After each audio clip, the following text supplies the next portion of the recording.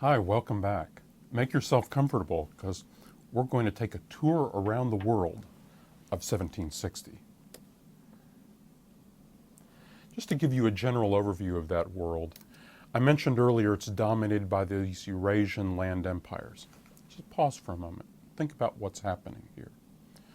For 1,000 years before the 1700s, Eurasia had been dominated by warrior horsemen organizing in large groups out of the pasture lands, raiding on agricultural settlements. This is the age-old traditional story. That basic dynamic really began to change in the 1500s, 1600s, and 1700s. Those settled communities began to get a real advantage. A big reason for that, which I'll get into in another presentation in a little more detail, is gunpowder, guns, a military revolution, and settled communities that could leverage the power of settled communities, taxes, building primitive industries, were better positioned to harness that technology and recruit and build gunpowder armies. The empires that could pull together these gunpowder armies gained a decided advantage over the traditional nomadic horse warriors. And this is the result you see by 1700. Those empires, which are really dynasties of horse warriors who've seized control of these communities and then are leveraging the power of the agricultural settlements inside them, have consolidated and created these far-flung empires that you see in this map. So, one huge factor, the consolidation of large land empires in Eurasia. Now, another huge factor, the discovery and opening up of the New World. Here's a map that gives you a sense of European world trade just after Columbus's discoveries of the New World in 1492. Now contrast that with this map of world trading empires in 1770. Just to zoom in on this a little bit more, you don't have to follow this in detail. All I want you to do is be able to contrast this with the previous map and just get a sense of the scale. Now, let's dive into some particular regions. Probably the most powerful region in the whole world in 1760 was East Asia. The Ming Dynasty that had governed this part of East Asia and the agrarian settlements along the Yangtze River Valley and the Yellow River Valley, historically very strong. The Ming Empire actually built a powerful navy that made these historic voyages in the early 1400s all around the Indian Ocean. But then on their return, the empire essentially decided to scrap this navy and wasn't much interested in expanding Chinese commerce beyond Southeast Asia. Why? Because their main focus was not on the ocean. Their main focus was on enemies and opportunities in the Eurasian hinterland. So for instance, although the Ming Dynasty is conducting a lot of trade in East and Southeast Asia, the dynasty is fixing its gaze northward to the northwest against the raiding horsemen, like the Mongols that had overrun a preceding dynasty in the 1200s. In the 1600s, the Ming Dynasty itself falls to invasions from the north, from the Manchurians, from the Manchus, who create a new Qing dynasty that will rule China from the 1640s to the early 1900s. The Qings co-opt the power and culture of the area under Ming rule, and indeed, the Qing dynasty expands their domains significantly, especially out to the west. That's the main focus of their attention, and they really reach the height of their domain in the mid-1700s under the Qianlong Emperor, who's pictured here as a young man. Interestingly, this portrait was done by a Western painter, an Italian, who is visiting the Qing court. It's not helpful in some ways to think of the Qing dynasty as, quote, China. The Qing dynasty was a vast agrarian empire. Its people spoke a variety of different languages, but there was a particular court culture, an ideal of civilization that the empire tried to spread to all its domains. There's a little trade going on in the middle 1700s at the very fringes of the empire. Some of those adventurous Europeans are establishing trading outposts. They called these outposts factories. Here's a factory in Canton circa 1800. And really the western outpost consists of about what you'd see here. Buildings where the traders lived and where they conducted their business, with each little outpost marked by its national flag. This is at Canton in the south of what we now call China. Moving across the water a little bit to Japan, Japan also had a ruling dynasty, but here too there was a western trading outpost, really one trading outpost, in Nagasaki at the far southern end of the Japanese domains. In Nagasaki, in this Japanese print, you see the city and these Dutch ships. And indeed, all Western culture was known in Japan in this period as Dutch culture or Dutch ideas. If in East Asia the most powerful empire was the Qing, in South Asia the powerful empire in the 1600s and much of the 1700s had been the Mughal Empire. The Mughals were Muslim invaders who had come in from the north, ruling over again a multilingual society. During the 1600s, the Mughals had penetrated far to the south, all the way to here, but during the 1700s, their domain begins to contract. There's a rise of a confederacy of Hindu princes, the Marathas, who enjoy a couple of hundred years of expanding power. This map shows the way the Marathas were carving up pieces of the Mughal domain as it began to recede.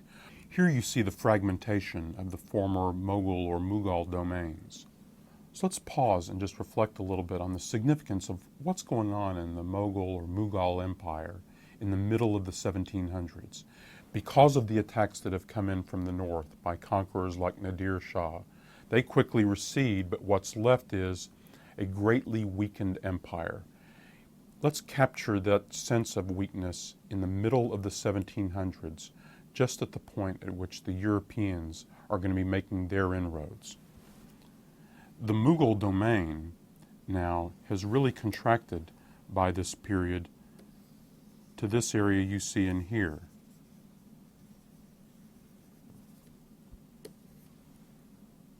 All of this area in purple, these are under a variety of autonomous local rulers. The Hindu princes, the Marathas, have expanded their own area of control, but much of this is now broken up under a variety of local rulers and princelings. That fact is going to acquire world historical importance in the late 1700s. This map is just designed to give you a brief glimpse of India's economic structure in the mid-1700s. The only key point to take away from this map is a number of points for trade in some goods with the outside world along the coast. Relatively limited overland trunk roads by which traditional commerce would travel. Most of the countryside being oriented around local subsistence. In Southeast Asia, these European trading outposts were especially important, mainly for things like spices. Spices are important because they're very light and they have very high value per pound. These sailing ships of the 1600s, 1700s couldn't carry very much, 50, 60, 70, 80 tons. But that's a lot of spices. One cargo of spices would almost literally be worth its weight in gold if they could get those spices to Northwest Europe. So you see these trading outposts and indeed trade wars fought among rival Europeans all through the Spice Islands here in Southeast Asia, and other trading outposts scattered around the edges of the different East Asian domains. Still just toeholds.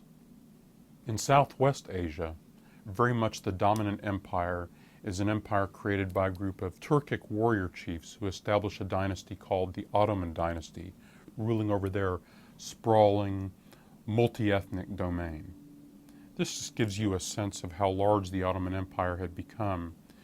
In the 1500s and 1600s, the Ottomans had hugely expanded their domains in Europe, in Central Asia, in Southwest Asia, as this map shows here, fighting significant border wars with enemies in what used to be considered ancient Persia and enemies in Europe. By the early 1700s, the balance of power is tipping. In 1683, the Ottomans besieged the city of Vienna, almost captured it. But by the early 1700s, European armies are doing a little better. They're driving back some of the Ottoman domains, as you see here in this map. And the Ottoman Empire is coming to terms in establishing a border with another ruling dynasty established by warrior chieftains, the Safavid dynasty in present-day Iran. This map shows you the way the Safavid dynasty was expanding its domains and the rough border that they end up drawing after some battles with the Ottomans in the 1500s. Europe in the 1500s was a pretty complicated place. In fact, this map actually simplifies the picture of just how fragmented Europe was. The most coherent kingdom is that here in France, that here in England being another. The Spanish Habsburg, the Austrian Habsburg Empire here, the Spanish Habsburg domains here, here, here, also very, very important. And then there's the rising power of the Russian Empire over here. In fact, the 1600s and the 1700s will be an enormous period of growth and consolidation for the Russian Empire. An exceptionally important example of how one of these organized states is able to use the gunpowder revolution to subdue and take away the territories of the Central Asian nomadic tribes. Another important state development in Europe in the 1700s is the rise of a German-speaking state called Prussia. You see here in deep orange the borders of the Prussian state at the beginning of the 1700s. It picks up a lot of territory here in Silesia and wars in the 1740s, more territory here by the early 1770s. But still, it's just one German state, an important one among a great many of them. We can single out the Europeans in a lot of ways, but one especially striking feature of the Europeans by the middle of the 1700s is just these far-flung oceanic activities. Above all, the Europeans have now placed themselves at the center of an entire Atlantic world. This map shows you the organization of the domains of Spanish and Portuguese America in 1780. The map is a little bit deceptive since it shows the claims of all these different viceroyalties, but actually very little of this area is being populated by Europeans. Think about the Europeans as facing the Atlantic, populating thin stretches of territory along the coast or in a few particularly lucrative areas inland, for example, where there are mines, plus areas of settlement along the coast here in the Pacific for those people who can make the voyage around the Horn or get their supplies up to the Isthmus of Panama, where they can get it back into the Atlantic world by that trade route. In this map of the colonization of the North American mainland, again, it's really easy to exaggerate the degree of the colonization. In this area of English settlement, think about almost everyone being within 50 miles of the seacoast, except for a few river valleys penetrating a little bit inland. Think about the French settlement then, clustered along the St. Lawrence River and a little bit along these lakes, down here at New Orleans, with just a few people beginning to penetrate the Mississippi Valley. Even here within the Spanish domains, these areas of purple almost exaggerate a little bit the scale of the settlement into these thinly populated areas where Native American tribes still hold sway. In fact, now that some of these tribes have access to horses, they're establishing the kind of horse warrior raiding tribes or even raiding empires that were commonplace in Central Asia for so many centuries. Here's the map of perhaps the wealthiest place in the world per capita in 1760, the Caribbean. Its signature crop was sugar. It's so wealthy you can even think about this as sort of the Persian Gulf of the 1700s. They have a near monopoly of the supply of sugar and things like rum that are made from sugar. It's relatively light, and of course, once Europe develops a sweet tooth, the demand for sugar is pretty substantial. This gives you a sense of the trade routes, the sugar, rum, coffee going out, coming back in, servants, manufacturers, and slaves. From Mexico in particular and other areas in South America. The colonies of the Atlantic world are basically two kinds. One kind are colonies of extraction, places where you can build mines and extract silver, gold, other valuable minerals, or where you can found plantations and extract wealth from natural resources, sugar, coffee, tobacco. The mines are worked by local inhabitants who are formally enslaved or practically enslaved. The plantations are usually worked by actual slaves, mainly Africans, brought over in the millions in the 1600s and in the 1700s, who can survive the hard labor in the fields. This map gives you a sense of the slave populations of these places. You can see where the dominant concentrations are of the slaves. By the year 1800, the North American numbers in the southern United States in 1800 are 848,000. You can see that that number is eclipsed by the numbers of slaves working in the Caribbean, in the West Indies. In fact, the slave trade to the West Indies is much, much larger than these numbers imply, because the death rate of the slaves working in the Caribbean and also in Brazil was much higher than the death rate of slaves working in the southern United States. So let's take a look here at the continent of Africa. The birthplace of Homo sapiens is relatively thinly populated compared to other parts of the world, traditional societies, with some of the population clustered along the coast, organized into tribes, but in some cases more elaborate kingdoms, here in Ethiopia, here in West Africa, and in other places. Most African societies had been relatively insulated from a lot of contact with the outside world. Yes, there had been some overland trade with the Muslim world in northern Africa or in Southwest Asia, but not much. The interactions with the European Atlantic world, though, changed this.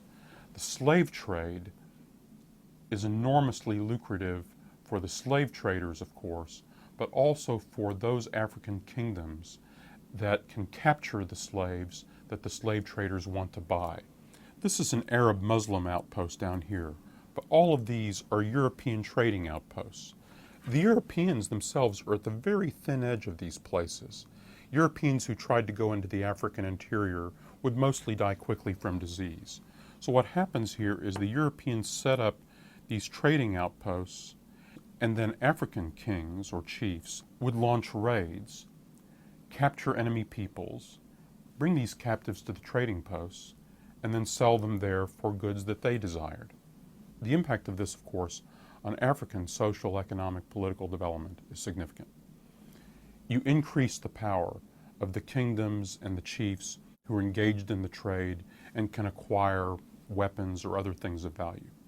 It also creates terrible demographic and social turmoil in Africa from all these raids that are capturing millions of people out of the African population to sell into the Atlantic world. So social upheaval, economic upheaval, and political changes as a result of this interaction with the Atlantic world, even though the Europeans themselves are still on the fringes of the African continent. So here's the heart of one of those sugar plantations that I've mentioned in the Caribbean. This is the sugar mill. The cane is being grown in the fields, collected here, brought into the sugar mill. You see over in the bottom left-hand corner the overseer of the plantation, his foreman. Practically everyone else in this picture will be slaves. The Atlantic world is then interacting with the European world too. You can see the centers of economic activity some of it the traditional heartland of the Mediterranean world, but a lot of it now centers of economic activity here in Northwest Europe, some degree in Spain, but especially in England, invigorated by their interaction with this world of Atlantic commerce. This map gives you another way of visualizing the interaction between the traditional European world and the new Atlantic world. Some traditional centers of population, like northern Italy, Mediterranean world. But you see how important Northwest Europe has become, how many of the population centers are clustered near the coast. Even in Spain, in addition to the imperial capital of Madrid, key cities now are places like Valencia and Seville. See, all these trade interactions depicted here. There's a lot going on. The arrows can exaggerate the scale of this. The value of the trade was enormous for the kings involved because it's relatively small amounts of very high value goods that enriched key merchants and the connected people at court and the states that controlled the trading monopolies. And the Europeans are still really just touching the fringes of the places where they're setting up their trading outposts. But this sets the scene for things that are going to change the world even more in the coming 50 years. In effect, what this map shows you is a situation. The situation presents problems and opportunities. How those problems and opportunities got solved accumulate into what we can call a commercial revolution. And that's what I'm going to discuss next time. See you then.